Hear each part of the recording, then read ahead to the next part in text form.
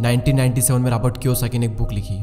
इस बुक ने आते ही मार्केट में धूम मचा दी और बन गई एक best selling book. Robert Kiyosaki के दो पिता थे, एक तो उनके रियल फादर जिन्हें वे पुअर डैड कहा करते थे यानी गरीब पिता, और उनके फ्रेंड माइक के पिता को वो अपना मुंह बोला पिता मानते हैं और उन्हें वे कहते हैं रिच डैड। उनके जो रियल फादर है वो काफी पढ़े लिखे हैं, वो एक कॉलेज में प्रोफेसर है, लेकिन उनकी पूरी जिंदगी में पैसों को लेकर बहुत ही ज्यादा स्ट्रगल रहा और यही वजह है कि रॉबर्ट उन्हें पुअर डैड कहते हैं। और वहीं दूसरी ओर इनके जो मुंह बोले पिता हैं वो कम पढ़े लिखे हैं, लेकिन फिर भी वो एक बहुत बड़े बिजनेसमैन है और एक कामयाब इंसान है, और इसी वजह से रॉबर्ट उन्हें कहते हैं रिच डैड। रॉबर्ट कियोसाकी अपनी book rich dad poor dad में बताते हैं कि जब वे 9 साल के थे तो स्कूल में दूसरे अमीर बच्चों को देखकर उनके मन में भी अमीर बनने की तमन्ना होती थी, और इसीलिए एक दिन उन्होंने अपने पुअर डैड से पूछा कि अमीर कैसे बना जा सकता है। लेकिन उनके जो रियल फादर थे पुअर डैड, उनके पास इसका कोई जवाब नहीं था, और उन्होंने कहा कि तुम अपने दोस्त माइक के पिता से इसका जवाब पूछो, क्योंकि वो तुम्हें इस सवाल का जवाब अच्छी तरह से दे सकते हैं। और फिर रॉबर्ट अपने रिच डैड के पास जाते हैं और उनसे अपना सवाल पूछते हैं, और वहीं से रॉबर्ट की फाइनेंशियल एजुकेशन का एक बहुत ही महत्वपूर्ण सिलसिला शुरू होता है। उनके रिच डैड उन्हें लाइफ की डिफरेंट स्टेजेस पर अमीर बनने के लिए और हमेशा अमीर बने रहने के लिए कुछ इंपॉर्टेंट लेसन बताते हैं। और इसी के साथ इस बुक में वो कई सारी चीजें बताते हैं, जैसे कि पैसों को किस तरह से मेंटेन करना चाहिए, पैसों को काम पर कैसे लगाएं, और ऐसी कौन सी गलतियां हैं जिसकी वजह से गरीब हमेशा गरीब ही रहता है। और इसके अलावा वो बताते हैं कि अगर गरीब इंसान भी इसमें बताई हुई बातों को फॉलो करे तो वो भी जल्दी से अमीर बन सकता है। तो अब हम बात करते हैं उन इम्पोर्टेंट लेसन के बारे में। तो नंबर 1 यहाँ पर आता है कि अमीर लोग कभी भी पैसों के लिए काम नहीं करते। जनरली लोग अमीर बनने के लिए बहुत ही ज़्यादा मेहनत करते हैं। उनकी कोशिश ये होती है कि उन्हें एक ऐसी नौकरी मिल जाए जिससे कि हर महीने उन्हें अच्छी सैलरी मिलती रहे, और नौकरी मिलने के बाद वो पूरी डेडिकेशन और मेहनत के साथ अपनी जॉब पर जाते हैं, और इसी के साथ वो ऐसे ट्रैप में फंस जाते हैं जहाँ से वो कभी निकल ही नहीं पाते हैं। और कई सारे लोग इस तरह से अमीर बनने के लालच में एक रेट रेस का हिस्सा बन जाते हैं। उन्हें पता होता है कि महीने के एंड में सैलरी मिलने वाली है, और इसी वजह से वो लोन पर बड़ा घर लेते हैं, गाड़ी खरीदते हैं, क्रेडिट कार्ड से महंगी महंगी चीज़ें खरीद लेते हैं, और फंस जाते हैं एक ऐसे ट्रैप में जहाँ से निकलना बहुत मुश्किल हो जाता है। क्योंकि आपने जो चीज़ें लोन पर ली है आपको उनका लोन भी पे करना है, और उस लोन को पे करने के लिए आपको कई सालों तक नौकरी करनी पड़ेगी, और आपकी नौकरी से जो भी अमाउंट आएगा उसमें से मैक्सिमम अमाउंट आपको लोन पे करने में ही चला जाएगा।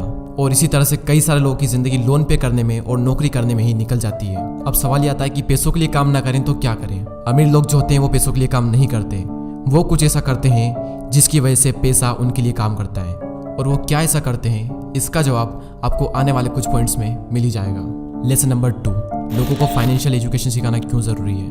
दूसरे लेसन में रिच डैड ये सिखाते हैं कि इंसान के लिए पैसों की समझ बहुत ही ज़्यादा ज़रूरी है, लेकिन आमतौर पर दुनिया के हर देश में हर तरह की पढ़ाई होती है सिवाय फाइनेंशियल एजुकेशन के। ऐसा इसलिए क्योंकि एक सिस्टम बना हुआ है कि खूब पढ़ो, अच्छे नंबर लाओ और फिर एक अच्छी नौकरी करो। पर सच्चाई यह है कि किसी भी तरह की जॉब आपको कभी भी अमीर नहीं बना सकती। मान लीजिए कि कोई भी इंसान बहुत पढ़ लिख कर मेहनत करके डॉक्टर या इंजीनियर तो बन जाता है, लेकिन वो भी 9 to 5 की नौकरी के चक्रव्यूह में फंसकर रह जाता है, जैसा कि हमने फर्स्ट पॉइंट में बात की थी। और इसी 9 to 5 के चक्रव्यूह से बाहर निकलने के लिए रिच डैड ने एसेट्स और लायबिलिटीज के बारे में बताया है। एसेट्स उन चीजों को कहते हैं जो आपकी जेब में पैसा डालती है, और लायबिलिटीज उन सब चीजों को कहते हैं जो आपकी जेब से पैसा निकालती है। एग्जाम्पल के लिए अगर आपने अपने किसी घर को रेंट पर दिया है तो उसे हम कहते हैं एसेट्स, क्योंकि वो घर आपकी जेब में पैसा डाल रहा है। और वहीं दूसरी ओर अगर आप एक न्यू कार लोन पर लेते हैं तो उसे हम कहते हैं लायबिलिटीज, क्योंकि वो कार आपकी जेब से पैसे निकाल रही है। और अमीर बनने के लिए सबसे ज़्यादा जरूरी चीज़ है कि आप एसेट्स खरीदें और लायबिलिटीज को जितना हो सके उतना कम करें। और ये सब बातें आपको दुनिया के किसी भी स्कूल में नहीं सिखाई जाती, क्योंकि वहाँ पर तो सिर्फ आपको अच्छी जॉब को हासिल करने के बारे में ही सिखाया जाता है। ये कभी भी नहीं सिखाया जाता कि अपने पैसों को ग्रो कैसे कराया जाए, और इसीलिए फाइनेंशियल एजुकेशन का सीखना बहुत ही ज़रूरी है। थर्ड लेसन है कि अपने काम से काम रखो। इस लेसन में रिच डैड ने बताया है कि काम से जॉब करने वाला इंसान कोई भी ऐसा दूसरा काम कर सकता है जो उसकी इनकम को बढ़ाए। इसके लिए जरूरी नहीं है कि शुरुआत बड़े लेवल से ही की जाए, क्योंकि हर किसी के पास इतना पैसा नहीं होता। आप अपनी नौकरी करते हुए भी अपना कोई भी पसंदीदा काम कर सकते हैं। एग्जाम्पल के लिए कोई इंसान स्कूल में टीचर है तो वो उसका प्रोफेशन है, ना कि उसका बिजनेस। उसका अपना काम वो होगा जो वो खुद शुरू करेगा।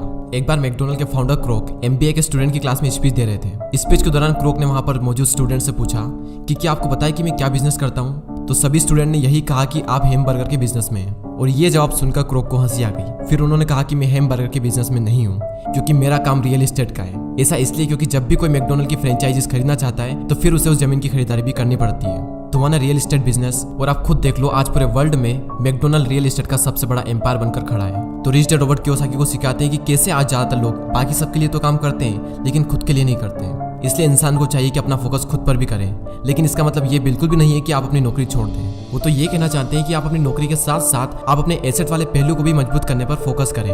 नेक्स्ट लेसन यहाँ पर आता है कि सीखने के लिए काम करें, पैसों के लिए नहीं। रॉबर्ट कियोसाकी अपनी बुक में बताते हैं कि एक बार सिंगापुर में उनका इंटरव्यू एक फीमेल जर्नलिस्ट ने लिया था। और उसने उन्हें यह बताया कि उनका सपना भी एक बेस्ट सेलिंग राइटर बनने का था, लेकिन वो नहीं बन पाई। उस महिला के लिखने का तरीका काफी अच्छा था और रॉबर्ट ने उसके कई सारे लेख पढ़े भी थे, तो इसलिए रॉबर्ट ने उस महिला को सेल्स ट्रेनिंग का कोर्स करने की राय दी।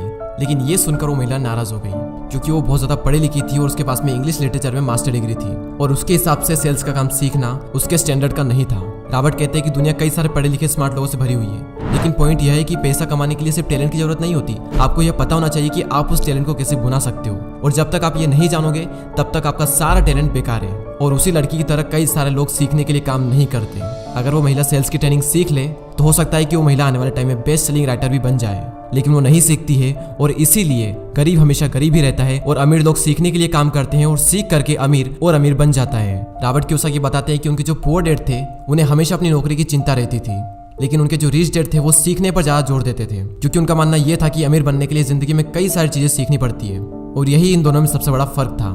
लेसन नंबर 6, रुकावटों और बाधाओं को पार करना। रॉबर्ट कियोसाकी अपनी बुक में यह भी बताते हैं कि कई सारे लोगों को पैसे की समझ तो होती है, लेकिन फिर भी उनके रास्ते में कई सारी ऐसी रुकावटें और बाधाएं आ जाती है जिसकी वजह से वो अपने एसेट्स को ज्यादा बड़ा नहीं कर पाते। और रॉबर्ट ने 5 ऑब्स्टिकल बताए हैं। पहला है डर। दुनिया का कोई भी इंसान हो उसे पैसों का नुकसान तो बुरा लगता ही है। पैसे को गंवाने का डर अमीर को भी बहुत ज्यादा होता है, लेकिन प्रॉब्लम यह है कि पैसे का नुकसान होने के बाद उस कंडीशन से निपटा कैसे जाए। इंपॉर्टेंट ये है कि आप अपने फेलियर को किस तरह से लेते हो। अमीर और गरीब के बीच में सबसे बड़ा फर्क यही होता है कि वो अपनी असफलता का मुकाबला किस तरह से करते हैं। सेकंड जो ऑब्स्टिकल है वो है डाउट। पैसे को इन्वेस्ट करते समय हम सबके मन में डाउट होता है, जो कि हमें जाम कर देता है। हर किसी के मन में सवाल होता है कि अगर मेरा इन्वेस्ट किया हुआ पैसा डूब गया तो क्या होगा, अगर सब कुछ मेरे बनाए गए प्लान के हिसाब से ना हुआ तो। इस तरह के सवाल और डाउट से हम हमेशा डर जाते हैं और जिस भी काम को करने का सोचते हैं उसे शुरू ही नहीं कर पाते हैं, और इसी तरह से हजारों मौके हमारी आंखों के सामने से गुजर कर चले जाते हैं और हम देखते रह जाते हैं। तीसरा ऑब्स्टिकल है आलस, जो कि इंसान का सबसे बड़ा दुश्मन है और इंसान को कभी भी आगे नहीं बढ़ने देता।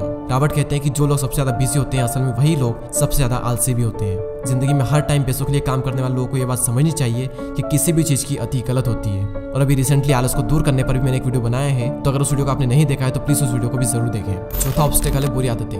रॉबर्ट कहते हैं कि अगर दो लोगों में कंपैरिजन किया जाए तो उनकी आदतों में बहुत ज्यादा फर्क होता है। साथ ही रॉबर्ट ये कहते हैं कि वो सबसे पहले खुद को पैसे देते हैं और इसी वजह से वो खुद को फाइनेंशियली और इमोशनली ज्यादा मजबूत महसूस करते हैं। उनके कहने का मतलब ये है कि हर महीने जब आपके पास में पैसे आते हैं तो सबसे पहले अपने सेविंग और इन्वेस्टमेंट के पैसों को अलग कर दें और उसके बाद अपने बिल्स वगैरह चुकाएं।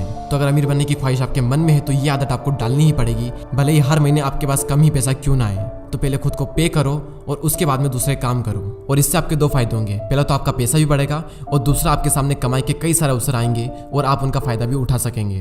फिफ्थ ऑब्स्टिकल है अहंकार यानी ईगो। रिच डैड यह भी कहते हैं कि कुछ लोगों में अहंकार बहुत ही ज्यादा होता है और इसका यूज वो अपनी अज्ञानता को छुपाने के लिए करते हैं। वो कहते हैं कि मुझे जो भी नॉलेज है मैं उसी की बदौलत पैसे बनाने में कामयाब होता हूँ, और जो चीजें मैं नहीं जानता उनकी वजह से मैं अपने पैसों को गवा देता हूँ। इसलिए अगर किसी चीज की जानकारी आपको अच्छे से नहीं है तो अपनी ईगो को साइड में रखकर उस चीज को अच्छे से सीखें। अगर आप ये करते हो तो आप एक बहुत बड़े नुकसान से बच सकते हो। चलिए अब हम इस वीडियो की समरी देख लेते हैं। तो सबसे पहले हमने बात की कि रॉबर्ट के 2 पिता थे, एक गरीब पिता और एक अमीर पिता, और अपनी 30 साल की लाइफ में उन्होंने अपने रिच डैड से जो कुछ भी सीखा वो उन्होंने अपनी book rich dad and poor dad में बताया है। तो नंबर 1 लेसन था अमीर लोग पैसों के लिए काम नहीं करते।